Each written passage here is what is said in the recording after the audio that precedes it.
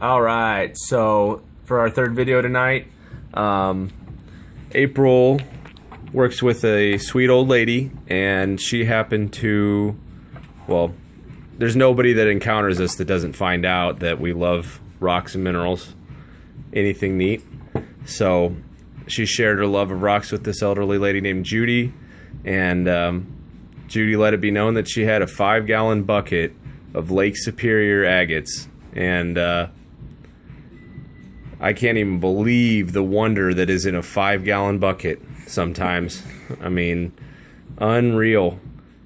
Lake Superior agates are pretty prevalent, if I'm not mistaken, across a major portion of the upper Midwest, centered around Lake Superior. She brought out the big guns already. I'm gonna, as an aside, this Superior has either smoky or amethyst in the middle, which I hear is kind of rare. So she found that one right away. Little micro drusies, it's beautiful. Yep. It's not big enough though. Anyway, when all the lava fields that were up there came into existence, they covered that whole part of the country, and it's why the Great Lakes exist. I guess the lava fields made the plates sink down, and that's why the lakes are there, or something like that. Anyway, wherever there were gas bubbles in that basalt or whatever, Lake Superior agates formed. And then over the millennia,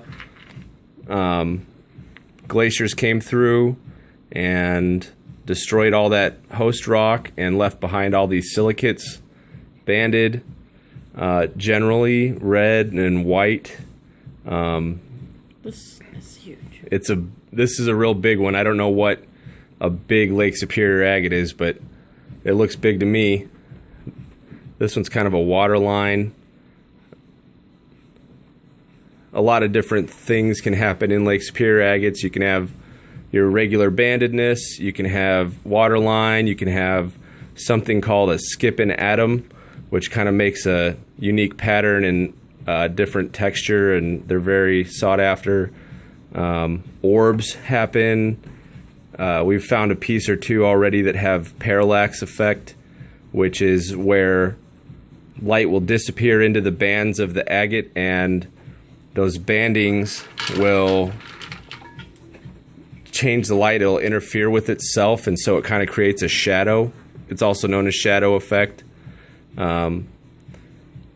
have a lot of these. We went through and kind of high graded out about 50 just to get it to where we could show off what's going on here, but every single one of these things is amazing. Blue, red, pastels. Lots of littles. Lots of smalls, which may end up being tumbled, or I am very aware that true Lake Superior agate purists don't want to see their agates polished in any way. They like to see them natural, maybe with a little oil on them to just bring that banding out. I know that it's acceptable to put a face polish on some if there's no exposed banding. But generally, if you find somebody who is from the area, they're gonna, and they're a true purist about it, they're gonna not want to see them polished at all, and they just want to appreciate them for their unique beauty. That's kind of neat. It's got a little orb in it. Right there, that pink orb. Boop, dropped it. I wish I knew more about these. I actually grew up in Minnesota for 15 years of my life before I even rock hounded. I never found one. That. Wow, that is sweet. I never even found one. But the first neat rock that I was ever given as a child was a Lake Superior agate by my father's life partner, soon to be husband this year. Woo woo! And that really set a seed in me. We were always out in the woods looking for stuff, and more. Wow, look at that. We were always out in the woods looking for stuff, and I know that if we'd known about these, I probably would already have this many. That's a little botryoidal, little. If you can see there, there's a little botryoidal situation going on, which is one of my favorite crystal habits. It's a common in silicates. I gotta get in here and get a handful. Let's see what's going on. Ooh, hello. a nice blue. Blue water line. There's a lot of little ones of these, and they're really pretty. The story with these is that Judy's husband worked on Lake Superior doing whatever. April thought she said Michigan. I seem to recall that Lakers aren't so common in the main part of Michigan, that they're only really found up in the northern parts, but they are out there. They're just less common. So I would assume that if it was Michigan, it was the Keweenaw Peninsula, which I went to school in briefly, and I lament not rock hunting once out there. I didn't know about it back then, and boy howdy, I missed an opportunity. Look at that monster. Little bit of evident banding. You know, this might be a candidate to be face polished. I'm not sure. I'm going to ask some of our good friends that really get into this. I have already been picking Wayne Binsfield's brain about what to look for.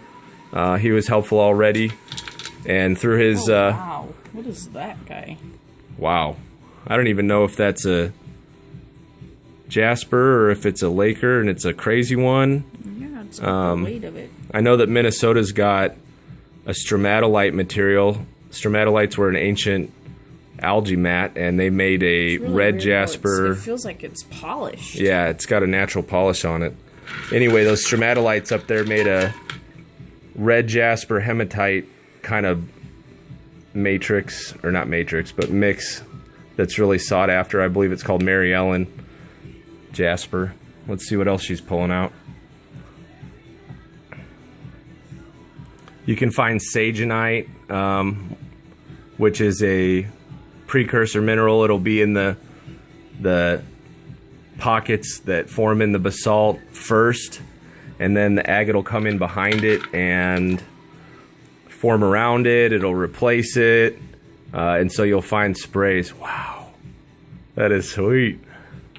You'll find sprays of sagenite in a bunch of different agates.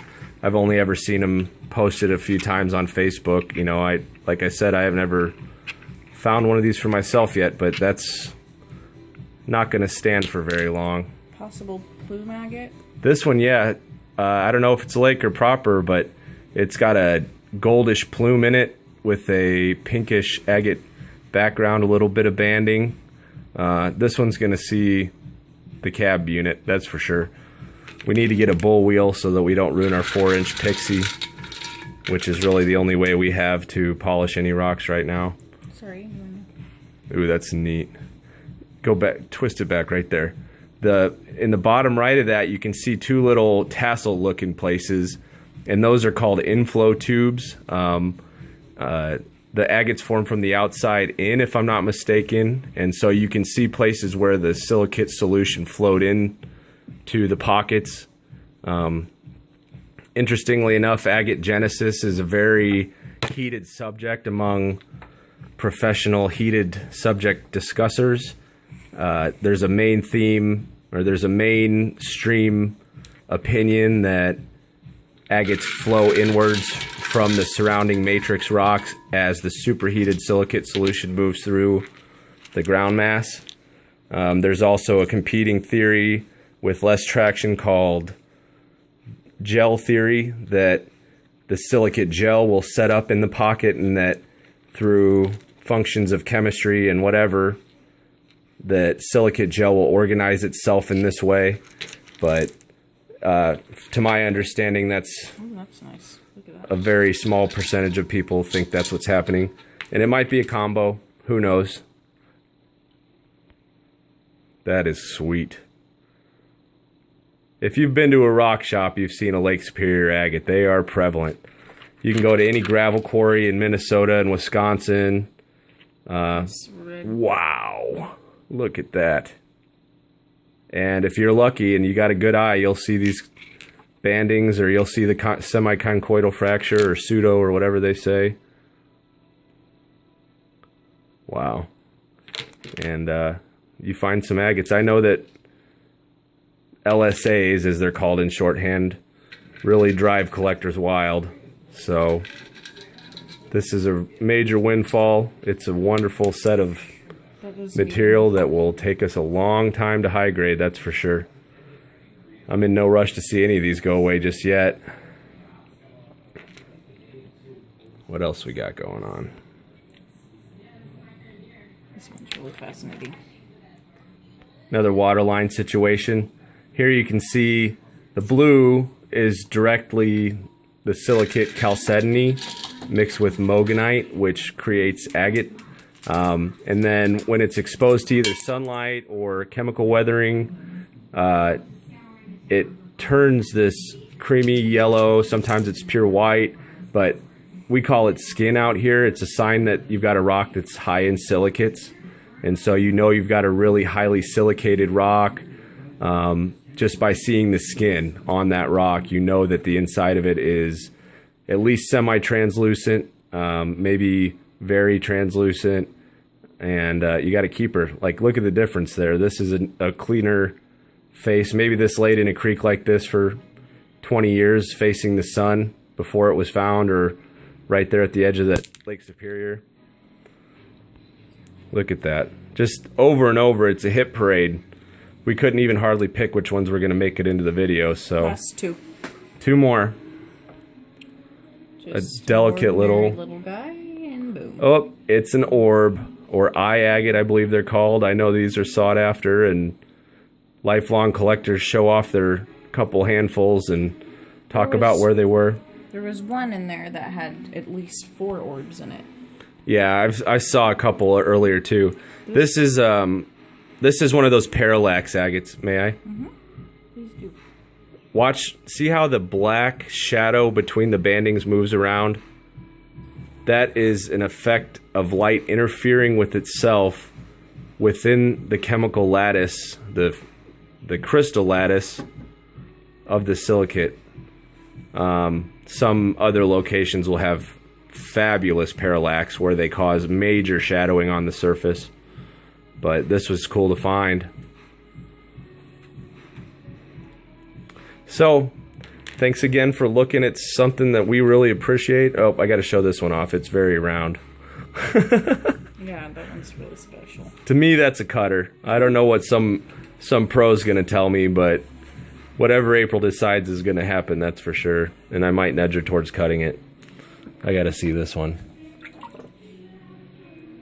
Oh yeah, that was worth it. Thanks again, y'all. Have a great night. Share, tell your friends. I'm going to try to make more videos. We're getting over sounding weird on video.